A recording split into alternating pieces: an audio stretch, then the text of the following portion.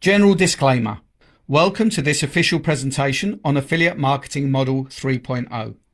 All presenters are providing their services on a volunteer basis and are active participants in all products they are presenting. Their views and opinions do not necessarily reflect those of the organisation. While we aim for accuracy, errors may occur. All content is for informational purposes only. The information provided is general and not personalised advice. We are not liable for any losses. We provide information and systems, but we do not endorse any purchases of memberships. Your decisions are yours alone, so we advise conducting thorough research. If uncertain, seek guidance from a qualified professional. Attendees accept these terms by continuing to view this presentation. Let's explore affiliate marketing cautiously and curiously. Legal disclaimer. You are viewing an Affiliate Marketing 3.0 official presentation. All products and services, their component parts and operating methods and systems, either provided by or created by Affiliate Marketing 3.0, belong solely to Affiliate Marketing 3.0. All IPs are protected. Anyone copying, distributing, or reselling any Affiliate Marketing 3.0 product without express permission risks serious legal consequences. Any unauthorized broadcasting, live streaming, or social media sharing of Affiliate Marketing 3.0 presentations is strictly prohibited. Downloading and re-uploading presentations without permission violates copyright law and may also lead to legal consequences.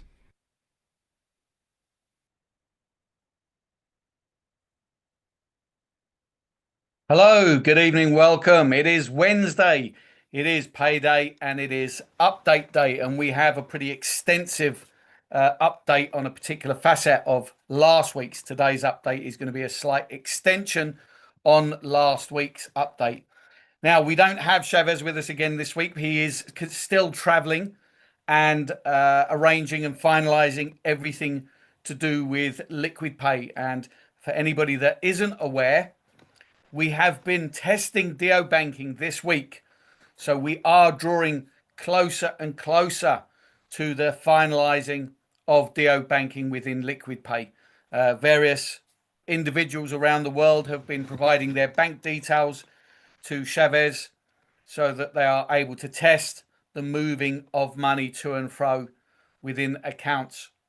So Liquid Pay is slowly making its way there, but obviously Chavez is traveling, finalizing all of those details. We don't have Lucky with us either this week. Lucky is also traveling. She's on her way to India as we speak and visiting family and, of course, visiting leaders within the Indian community as well. So I am going to do my best to channel my inner Chavez for all of you and hopefully do justice to what we have this evening. Now, I do urge for all of you to, we've still got plenty of space, so I do urge for you to reach out to your existing community and bring them, because what I'm going to be sharing with you tonight is very, very important information. It is quite extensive as well, so I do suggest that you grab a pen and paper and take notes. You will undoubtedly have questions, but we're not going to take questions tonight. So you will need to come on Friday. If you join us on Friday for the live Q&A session, then that will give you an opportunity to review the information that I'm going to be sharing with you this evening, formulate questions, take time to understand it and process the information so that you can understand it and obviously formulate questions.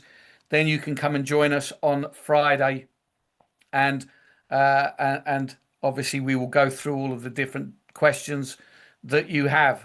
Now, I am joined this evening from by Chantel, who's going to be looking after me while I'm presenting and, well, making sure that I don't go off track and reminding me of any words should I forget them. Okay, so let's quickly begin.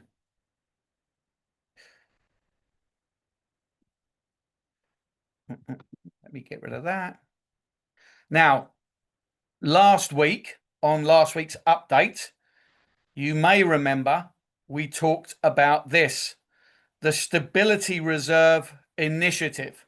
Okay, so tonight I'm going to be going into much more detail on this Stability Reserve Initiative, which is going to secure the future of 3FO.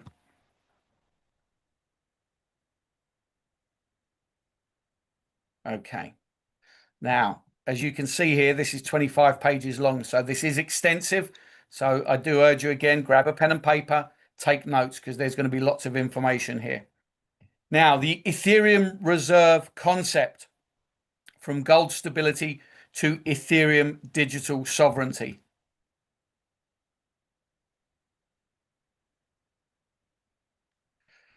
So these are the foundations of the 3FO reserve. The reserves have historically been tools to power gold once backed. Let me start that again. Reserves have historically been tools of power. Gold once backed currencies, foreign exchange reserves stabilized economies, and now digital assets are redefining strategic treasury models. The 3FO Ethereum Reserve is designed as a structured digital reserve mechanism built to strengthen the ecosystem, anchor long-term value, create structural stability, and align yield generation with reserve growth. Where traditional reserves protected nations, Ethereum reserves will empower ecosystems. So this page is basically saying that the objective of this reserve is to strengthen the 3FO ecosystem. And by having a strategic reserve or treasury, there you go, then this will stabilize 3FO. So when we have periods of volatility within the crypto space, then this will enable 3FO to respond, react, and protect not just the company, but also the community. So let's look at the evolution of reserves: gold era, fiat era, and the digital reserve era. So the gold standard, this was scarcity-backed trust with limited supply and monetary discipline. With the fiat standard, this was flexible and inflationary, a policy-driven expansion. And with the Ethereum Reserve standard, the 3FO model that we're creating, this is a programmable scarcity, on-chain transparency, and yield integrated backing. So this is about using Ethereum as that reserve to protect the 3FO ecosystem, to protect the finances of the company, and of course, protect everybody within the 3FO community as well. As we move forward and continue to grow the ecosystem, and who knows which direction we will be taking over the next few years as we increase our product list, and as we grow as a community, we have many more opportunities to diversify, as we saw from the 3-year roadmap for those who joined on Sunday. Okay. Now, Ethereum is not just digital gold. It is programmable financial infrastructure. Unlike gold, it can generate yield through staking. It can power DeFi, decentralized finance projects. It can anchor smart contracts, and it can integrate directly into protocol mechanics. The 3FO Reserve doesn't just hold Ethereum, it strategically deploys Ethereum. So this is about using the Ethereum ecosystem, the Ethereum as an asset in different ways, and using it to generate more and more protection, more and more stability within our ecosystem.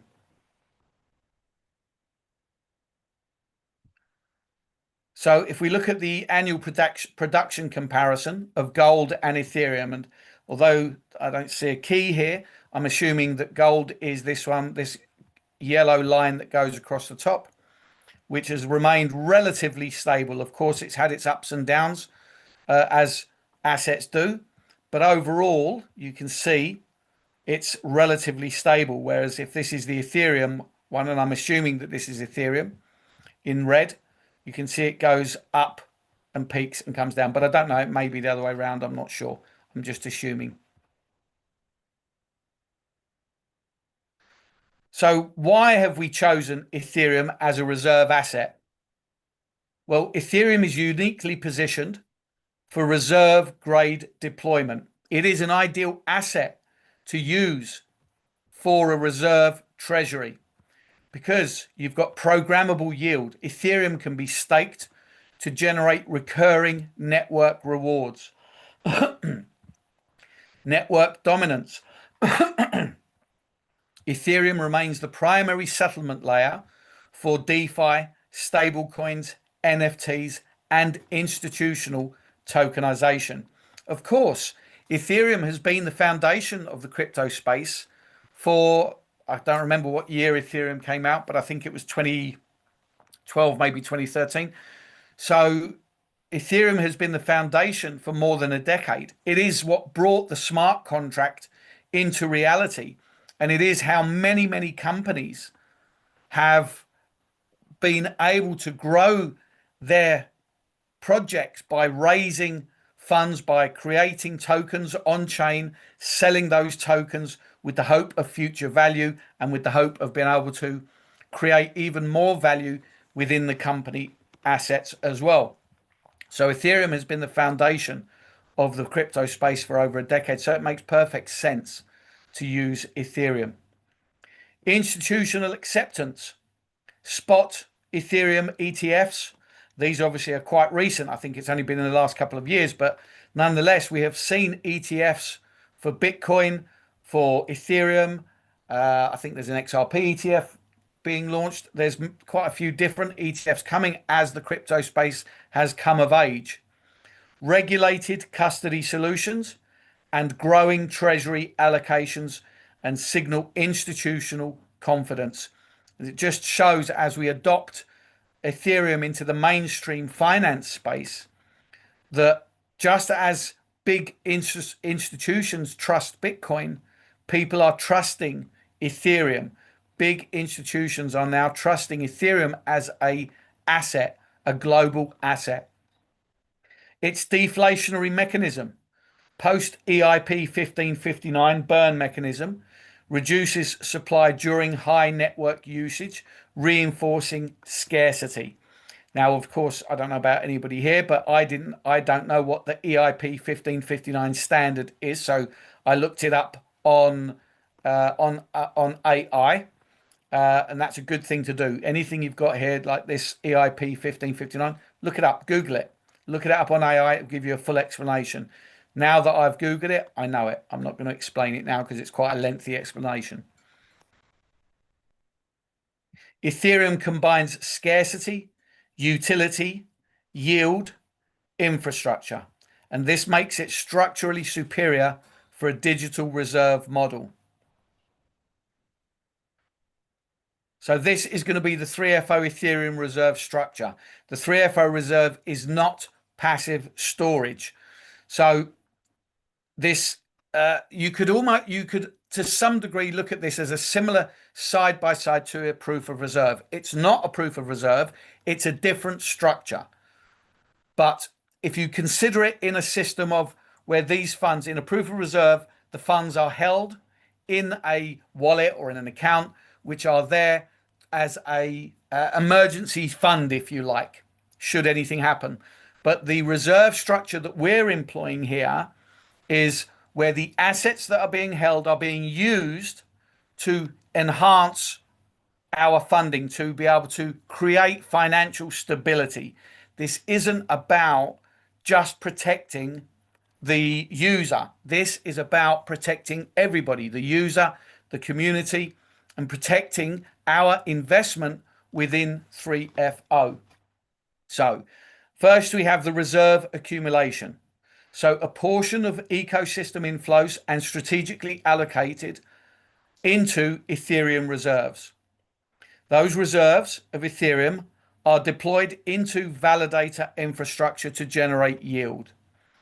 Now, from the conversation that we had with Lucky yesterday when she was explaining this to the leadership, as I understand it, anyone who owns 32 Ethereum automatically gets access to validators within the Ethereum network. They automatically become a validator for the Ethereum network. So, of course, as the company starts to accumulate Ethereum, once it has that, as it continuously gets to that point of having 32 Ethereum, then they will have access to many validators, which will generate yield, which will again enhance our protection and our security. Yield recycling. Generated Ethereum rewards are reallocated, compounded, and distributed across the ecosystem mechanisms. And of course, there'll be a transparency layer, on-chain reserve visibility, which ensures accountability and structural trust. This reserve will be available for anybody to be able to view and see the assets that are being held. This transforms reserve capital into an active infrastructure backed strength. So we are securing everything within 3FO. Institutional Ethereum holdings continue to rise. So in gold here we have Bitcoin, in blue we have Ethereum, and in green we have Solana. So you can see institutions are holding some key assets. And this is, as I said, if the crypto space, blockchain technology is now coming of age. It's been simmering in the background for the last 15 years as it develops, as understanding and adoption takes place. We are now in a position where the crypto space is coming of age. And you can see that various institutions around the world are now adopting, holding things like Bitcoin, Ethereum, and Solana because of their intrinsic value as an asset.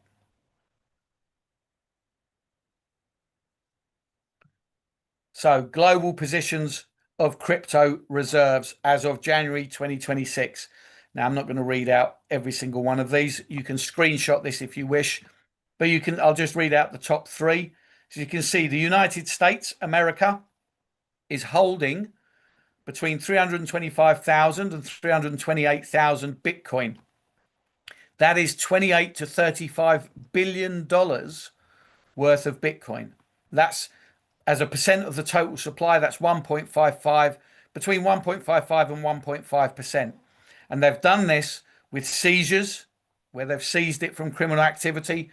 Strategic reserve was established in 2025. China is holding 190,000 to 194,000 Bitcoin, which is about 16 to 20 billion, which is about 0.9 to 0.92% of the total supply. And again, through seizing it, one would assume through where they were seized it from criminal activity. And United Kingdom, which actually was a surprise to me, we are holding, it would seem, 61,000 to 61,250 Bitcoin, which is about $5 to $6.6 billion worth, which is 0.29%. And again, it would seem that this has been accumulated by seizing it, one would assume, from criminal activity. Of course, you can go through the rest of these yourself. If you've screenshotted this and this is recorded, you'll be able to go and look at it on YouTube also. But you can see either way, companies and governments, big institutional investment projects and companies are accumulating these crypto assets. There's a reason for that. Remember, these the governments and institutions, they are planning years and years ahead, and they are seeing way into the future, much further into the future than we are, because they are at the cutting edge of the conversation. So if these institutions and governments are participating, banks and everything are participating, then it's only right that we should join the party. Okay, strategic purpose of the 3FO Ethereum Reserve.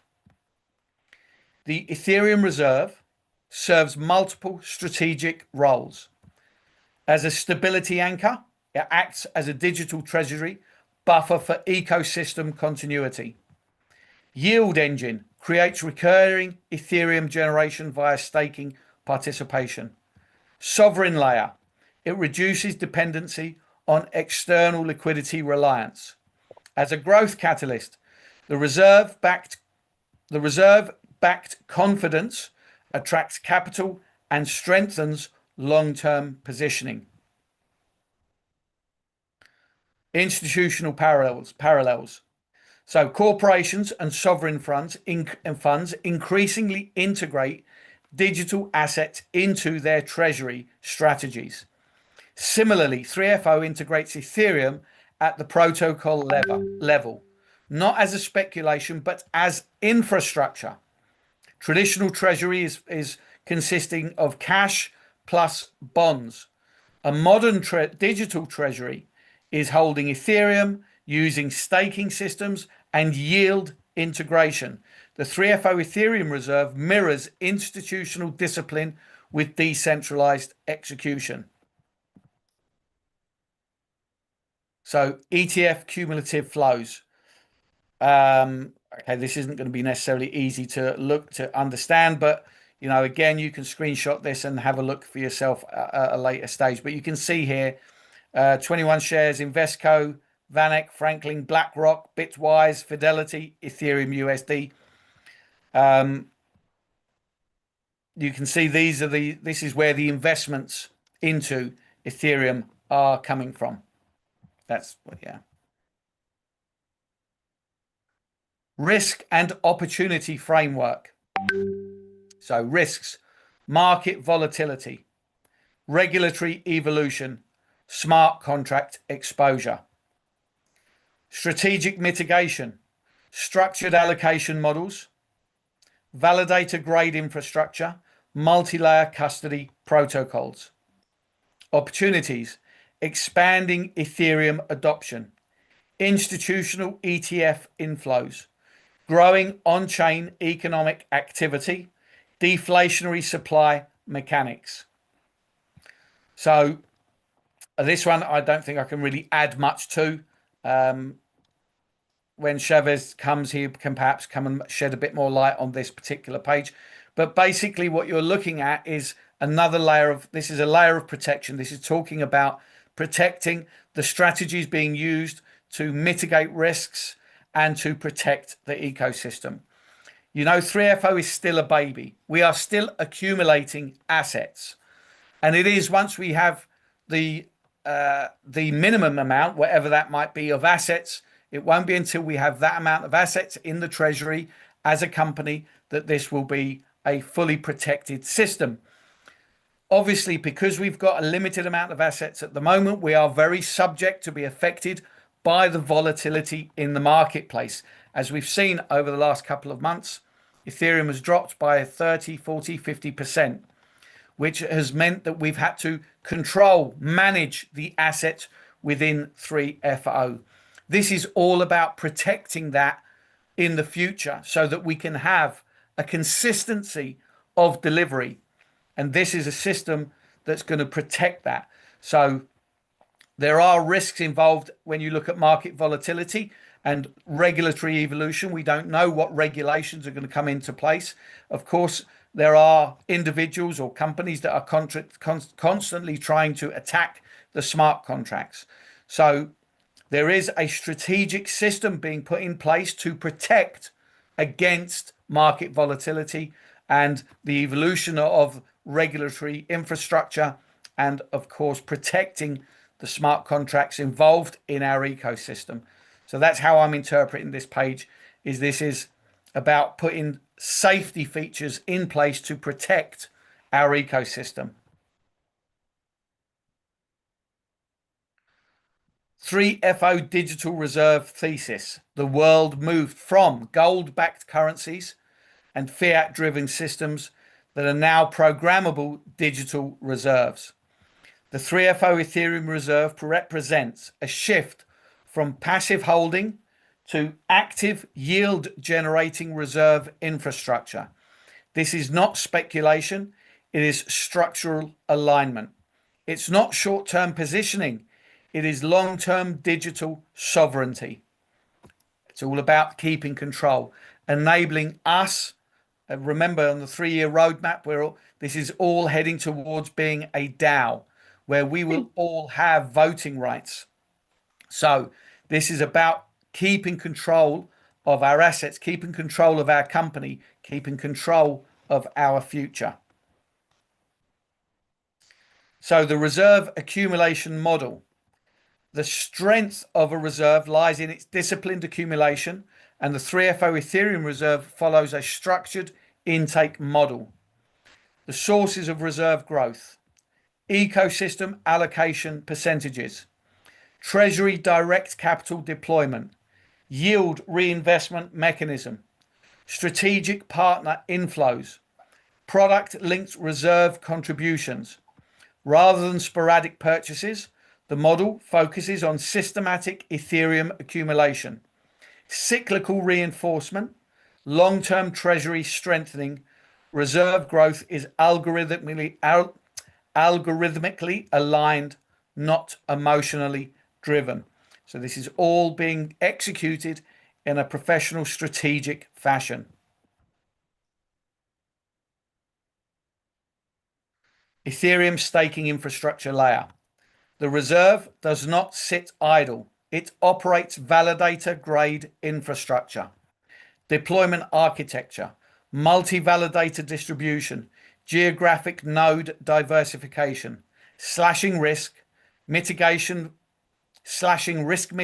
frameworks, performance monitoring dashboards, automated compounding logic. The reserve becomes capital plus infrastructure plus network participation. Every staked Ethereum strengthens both the Ethereum network, the 3FO ecosystem. Yield recycling engine. Unlike passive treasury models, the 3FO reserve integrates yield circulation. Generated Ethereum rewards are strategically allocated to expand reserve holdings, support ecosystem incentives, reinforce liquidity buffers, back structured yield programs, and strengthen capital reserves. This creates a compounding flywheel. Reserve leads to staking, leads to yield, leads to expansion, leads to stronger reserves, and the model compounds stability. So again, this is just emphasizing about how the Ethereum is going to be used. It's not about keeping it as a reserve sitting in a wallet doing nothing. The Ethereum that is being accumulated is being used in different ways to continue to strengthen our reserve, to strengthen ourselves as a company, so that in periods of volatility, the actions needed to be taken will be minimized, and that will enable everybody to be able to have a flow of regular fundings for themselves, regular withdrawals. This is the long-term goal of protecting us as a community and the company as a development company. Reserve transparency framework. Transparency defines digital era trust. The 3FO reserve operates with on-chain wallet visibility. You'll be able to go and see that wallet and see the funds being held. Real-time reserve dashboards, public staking participation tracking, reserve growth metrics, periodic transparency reports. Trust is not requested, it is verified. Everything will be on chain, everything is verified. And of course, you've been with us long enough now, I assume you know if it's on chain, it can't lie. Strategic advantages of protocol level reserve. A protocol level Ethereum reserve provides capital sovereignty, independence from external liquidity dependency, long-term value anchoring, intrinsic backing through real digital assets, crisis resilience, ability to stabilize ecosystem mechanics during volatility, institutional readiness, alignment with treasury grade financial framework. Risk mitigation architecture. Risk is acknowledged, not ignored. Mitigation includes validator diversification, multi-signatory treasury controls, cold and hot custody separation, insurance, layer integration where applicable, governance oversight frameworks. The reserve is engineered for operational discipline. Ecosystem integration model. The Ethereum Reserve is not isolated capital. It integrates with It integrates with yield programs, amplifier products, liquidity reinforcement strategies, treasury operations, strategic ecosystem initiatives. Reserve capital becomes ecosystem capital. Long-term vision. Digital monetary architecture. In the next decade, digital reserves will replace static treasury models. Corporations will hold Ethereum. Protocols will operate validator fleets. Treasuries will be on-chain. The 3FO Ethereum Reserve is positioned as a foundational layer of decentralized financial architecture, not just a product, a monetary evolution. So, strategic summary, the 3FO Ethereum Reserve delivers programmable digital reserve backing, yield integrated treasury infrastructure, institutional grade transparency, long-term scarcity alignment, compounding capital architecture. This will be the 3FO Reserve public address. You can scan it, but it's not operational yet. I scanned it last night. It wasn't operational then. It may be operational by now because the reserve will be going live imminently. Okay. Thank you. 3FO is not just participating in Web3, it is building its own digital reserve standard. So let's review back here because this is how the reserve is going to be created. So every withdrawal will build the reserve. There will no longer be any withdrawal fees, but every time you do a withdrawal, there will be a reserve contribution of 20%. So every time you withdraw, 20% will be deducted. This goes into the reserve. This will protect the entire community and in time enable the free flowing or the limited control of withdrawals. So this is $1 in every 5 that will be going towards the reserve.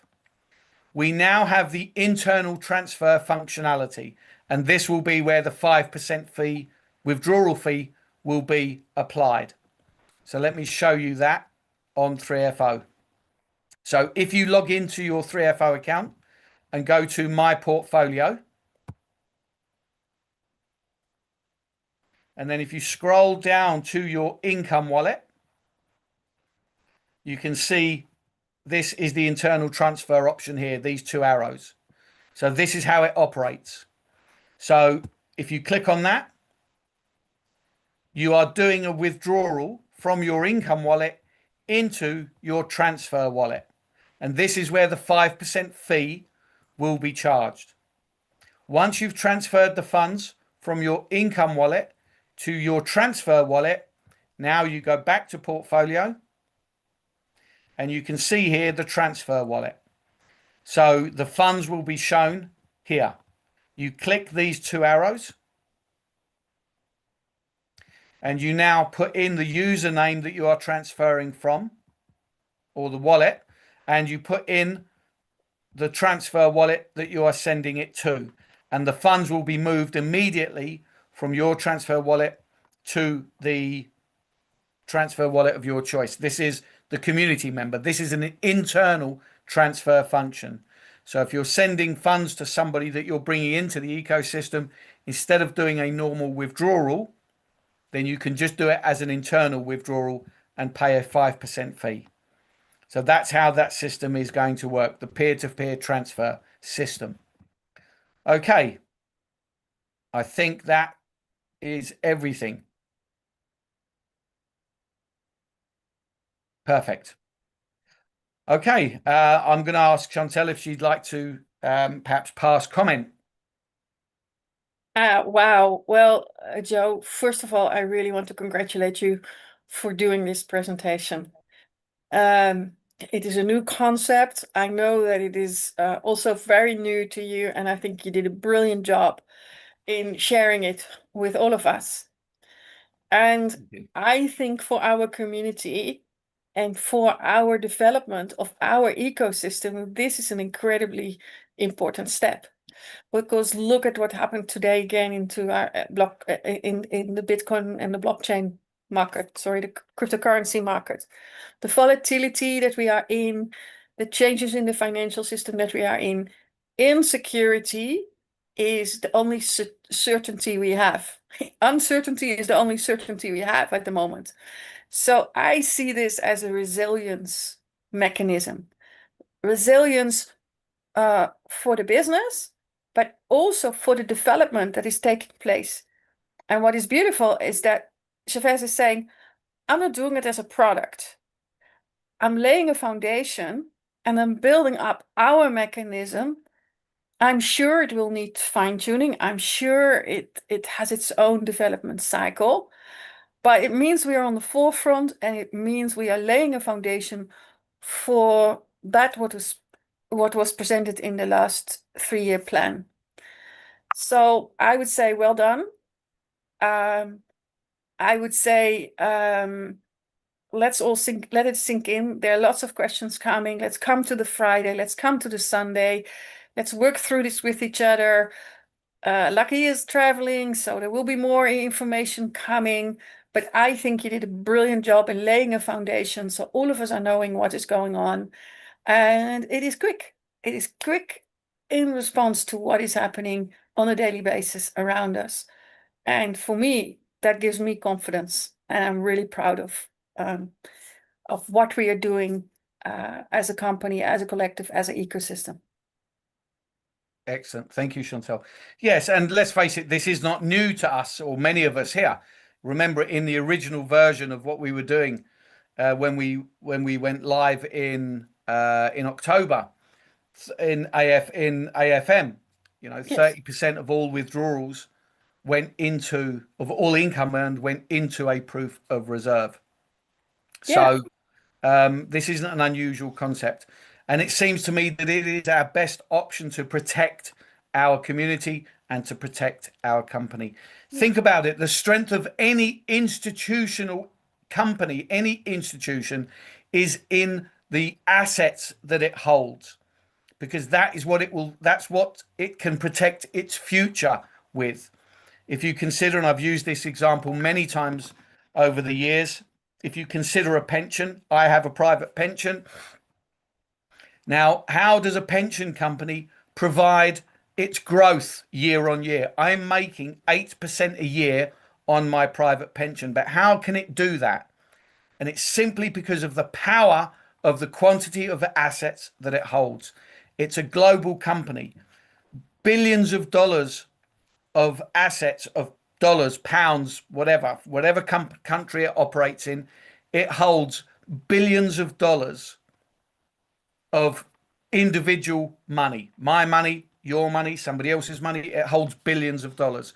And it uses those billions of dollars to be able to trade in the marketplace and generate yield, 8% a year in this case. However, it seems to me that they do not use 100% of the funds, because they must protect themselves against volatility also.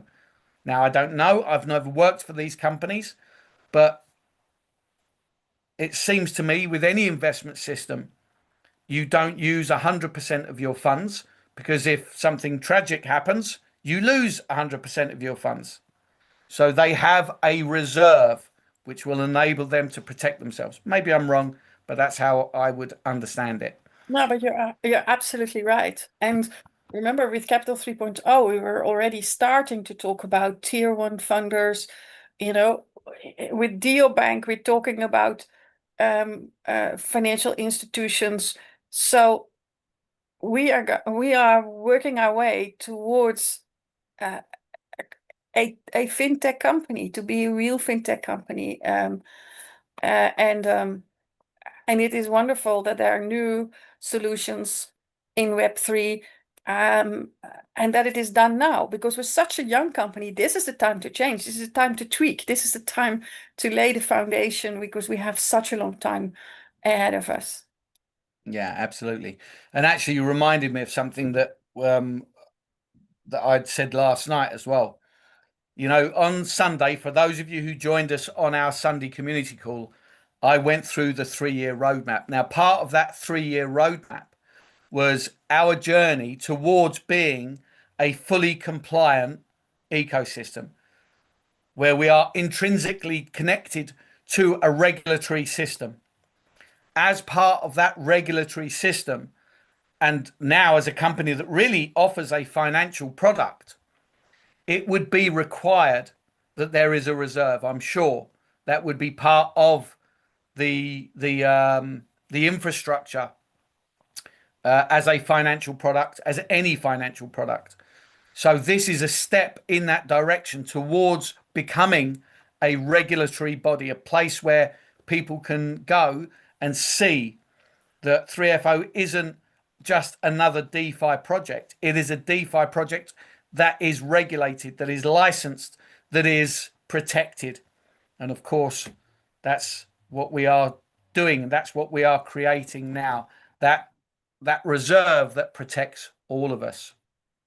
Yeah, and what Chavez is doing, he's saying it is much better if I start designing that self-regulation than that I'm waiting for someone else to tell me how to run my business. If I'm setting the standard, I can negotiate that with other partners, and I can say, okay, this is something that's good for our industry, that's good for our business.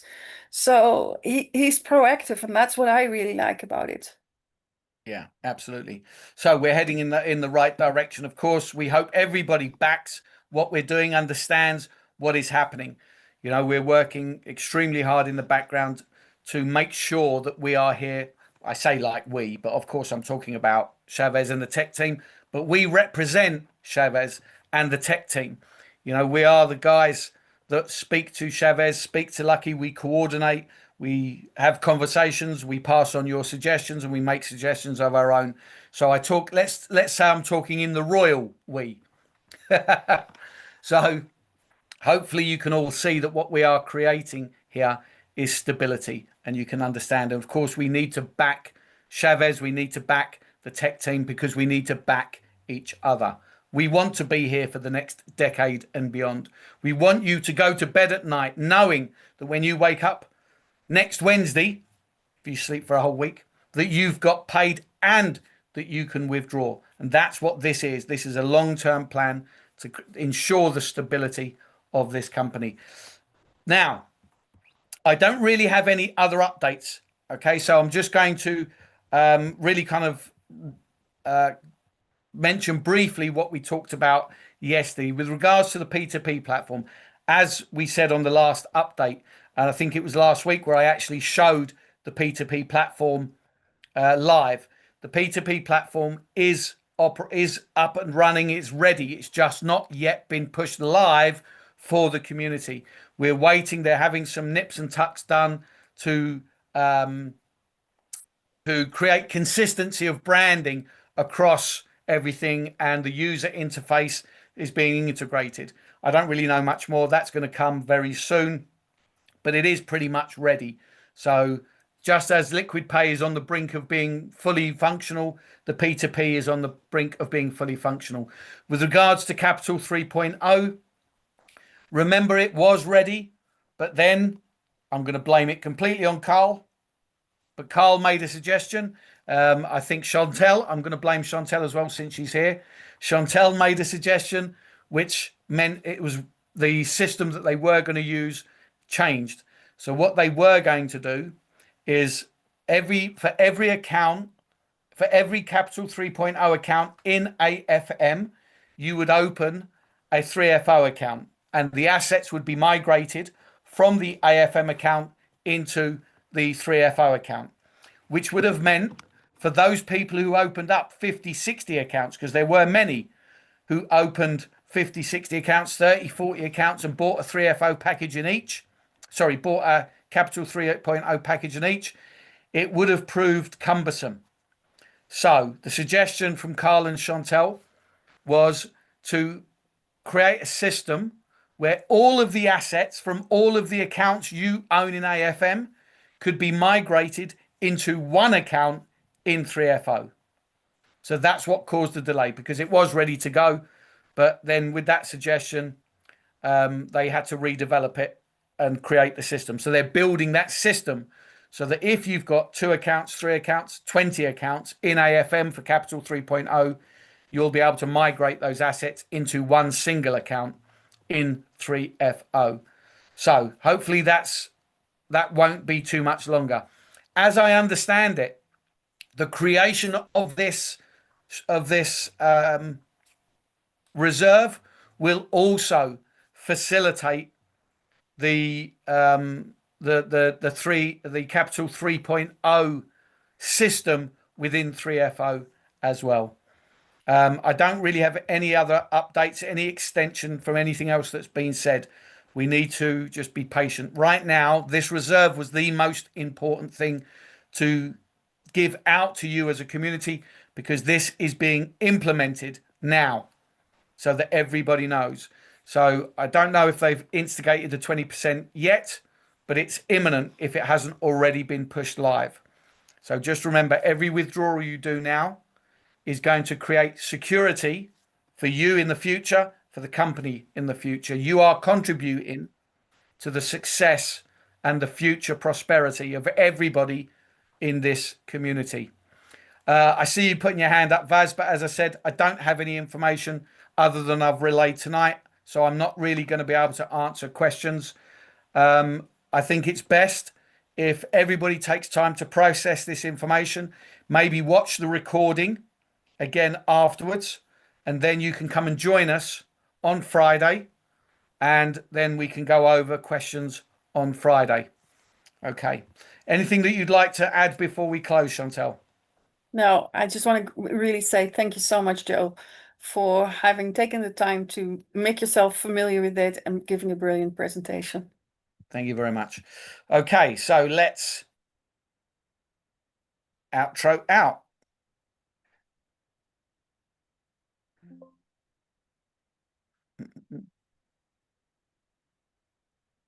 Give me 1 second. I forgot to pull up the slides.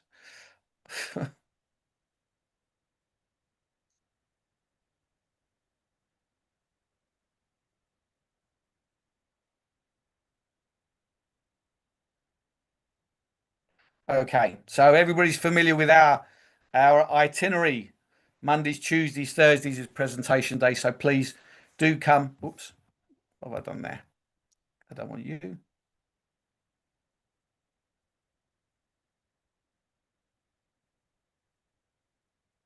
I brought up my video editing software by mistake.